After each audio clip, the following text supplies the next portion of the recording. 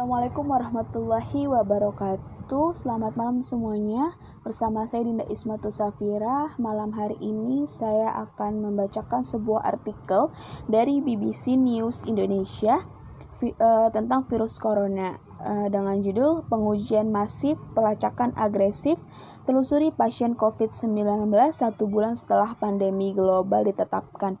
Ini dipublis pada 14 April 2020. Presiden Joko Widodo memerintahkan dilakukannya pengujian masif dan pelacakan agresif pasien COVID-19 di tengah terus meningkatnya kasus virus corona di Indonesia, sekitar 1 bulan setelah Organisasi Kesehatan Dunia atau WHO menetapkan pandemi global. Tingkat pengujian sampel secara masif harus ditingkatkan dengan pelacakan yang agresif, serta diikuti isolasi yang ketat, kata Jokowi dalam sidang kabinet melalui konferensi video Selasa 14 bulan 4. Ini kepada Ketua Gugus Tugas Menteri Kesehatan Polri dibantu TNI agar yang pertama yang saya sampaikan tadi betul-betul diberikan perhatiannya, ujarnya. Jumlah orang yang sudah diperiksa spesimen terkait COVID-19 sejauh ini telah mencapai lebih dari 26.500 dan pemerintah menargetkan pemeriksaan sampel sejumlah 300.000 sebulan. WHO menetapkan virus corona sebagai pandemi global pada tanggal 11 Maret lalu dan pemerintah Indonesia membentuk gugus tugas penanganan COVID-19 pada tanggal 13 Maret. Kepala Gugus Tugas Pencepatan Penanganan COVID-19, Doni Manardo mengatakan Selasa 14 bulan 4, dalam 1 bulan setelah gugus tugas ini dibentuk, pihaknya antara lain terus meningkatkan kemampuan laboratorium yang semula 3 unit menjadi 12 unit, selanjutnya menjadi 25 unit, menuju ke 62 unit dan diharapkan sampai ada 78 unit laboratorium tersebar di seluruh tanah air. Distribusi tes cepat menurut Doni telah disebarkan sekitar 800.000 ke seluruh Indonesia. Terkait langkah menekan penyebaran, Doni mengatakan pemerintah menerapkan langkah memutus mata rantai penularan melalui PSBB atau pembatasan sosial berskala besar. Edukasi, sosialisasi, dan mitigasi. Kita juga berusaha melakukan kampanye untuk meningkatkan imunitas tubuh. Pada pertengahan Maret lalu, setelah kematian pertama akibat virus corona di Indonesia dan ditetapkan pandemi global oleh WHO, juru bicara pemerintah untuk penanganan virus corona Ahmad Yuryanto mengatakan, pemerintah harus lebih keras lagi mengendalikan penularan virus corona di dalam negeri. Selain dengan meningkatkan kapasitas pemeriksaan, pemerintah juga melakukan pelacakan mereka yang terinfeksi. Satu-satunya cara adalah tracing harus dilakukan lebih kencang dan kemudian berusaha mencari kasus positif untuk kemudian kita isolasi agar tidak penyebaran baru di lingkungan masyarakat. Ini yang lebih kita giatkan lagi, ujar Yuri dalam konferensi pers Kamis 12 bulan 3. Oleh karena itu, di dalam beberapa kasus maka kita mulai mendapatkan laporan-laporan dari daerah tentang PDP, pasien dalam pengawasan yang semakin meningkat, lanjutannya.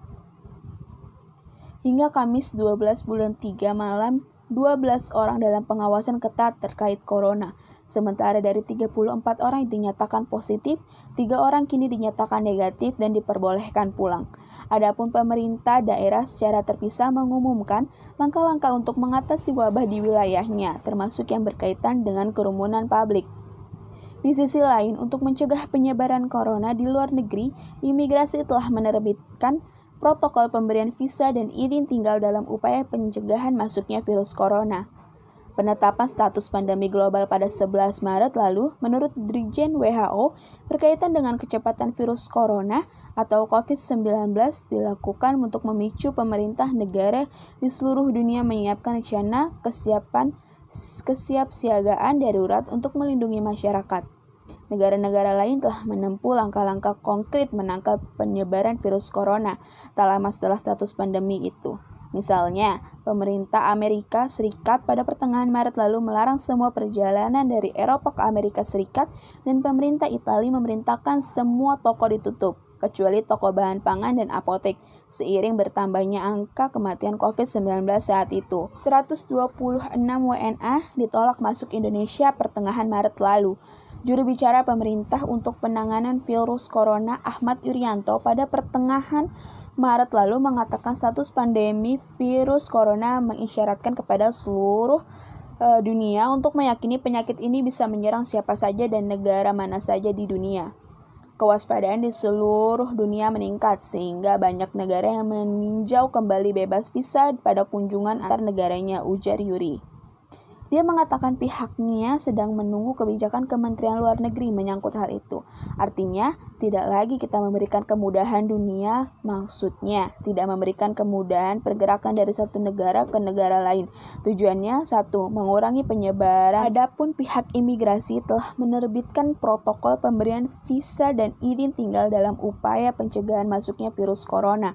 Pada pertengahan Maret lalu, sebanyak 126 warga negara asing ditolak masuk ke Indonesia karena memiliki riwayat perjalanan ke kawasan yang menjadi epicentrum virus corona di Cina, Italia, Iran, dan Korea Selatan dalam jangka waktu 14 hari.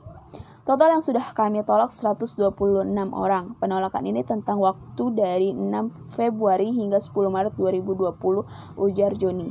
Dia menambahkan para WNA itu langsung dideportasi hari itu juga. Bila tidak ada penerbangan, WNA diserahkan sementara ke kantor kesehatan pelabuhan. Itu tadi pemirsa artikel dari BBC News Indonesia yang dipublis pada 14 April 2020. Saya Dinda Ismatul Safira. Apabila ada kesalahan atau kelibetan dalam membaca, itu dari saya pribadi datangnya. Kurang lebihnya mohon maaf. Wassalamualaikum warahmatullahi wabarakatuh. Selamat malam dan sampai jumpa.